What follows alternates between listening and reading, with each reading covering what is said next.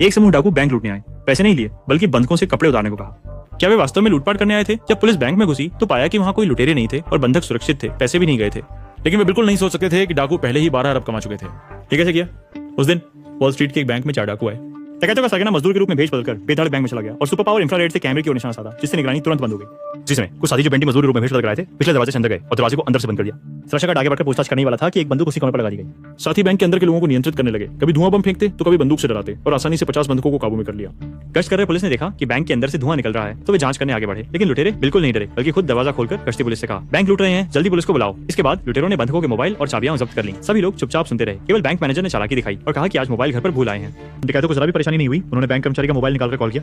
परिणाम स्वरूप कार्यालय में मोबाइल की घंटी बजी। प्रबंधक घबरा गया और तुरंत कल्पना करने लगा। फिल्म की प्रक्रिया के अनुसार उसे गोली मारकर धमकाया जाना चाहिए था, लेकिन डाकुओं ने उसे नहीं मारा, बस उसे एक कमरे में ले जाकर पीटा। हालांकि उन्होंने हत्या नहीं की, लेकिन यह पिटाई बंधकों को डराने के लिए काफी थी। उन्होंने बंधकों को सभी कपड़े उतारने के लिए कहा और डाकुओं की तरह ही कपड़े पहनने के लिए कहा। फिर बंधकों को 10 समूहों में बांटकर अलग अलग कमरों में बंद कर दिया गया और बड़ी संख्या में पुलिस भी वहां पहुंच गई। उन्होंने चारों ओर जाल बिछा दिया, पूरी इमारत को घेर लिया, यहाँ तक कि सीवर को भी नहीं छोड़ा और स्नाइपर भी तैयार थे। आज डाकू पंख लगाकर भी नहीं बच सकते। इस बार कार्रवाई के कमांडर के रूप में काले भाई ने कोई जल्दबाजी नहीं की। आखिरकार 50 बंधक। जीफी की एक हरकत के बाद एक बंधक को दिल का दौरा पड़ा और उसे बाहर जाने दिया गया। यही घटना थी जिसने काले भाई को यह गलतफहमी दी कि डाकू निर्दयी हत्यारे नहीं है। 使用流头的底薪的劫匪应该是可以谈判的，他尝试和劫匪通话，可没想到劫匪根本不理他。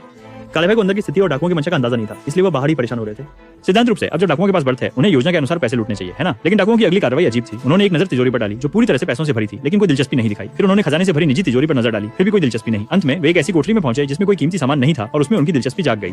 डकैत होने के नाते पैसे में दिलचस्पी नहीं है, मुख्य बात यह है कि कोई पेशेवर नैतिकता नहीं है। उन्होंने शेल्फ को हटाया और जमीन पर तोड़ना शुरू कर दिया। थोड़ी ही देर में एक बड़ा गड्ढा बना दिया। क्या वे सुरंग खोदकर भागना चाहते हैं? जब पुलिस उलझन में थी तब डकैतों ने फिर से एक बंधक को बाहर छोड़ा, जिसके शरीर पर एक बड़ा बक्सा लटका हुआ था। बम होने की संभावना को रोकने के लिए पुलिस ने बहुत सावधानी से काम किया।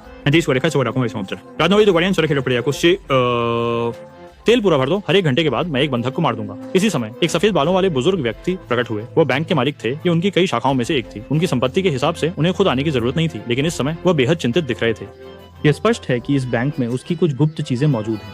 उसने कहा कि वो निश्चित तौर पर पैसे देकर डाकुओं को गाड़ी और हेलीकॉप्टर दिलाने के लिए तैयार है ताकि पुलिस उन्हें जाने दे, लेकिन काले भाई ने निश्चित रूप से सहमति नहीं दी।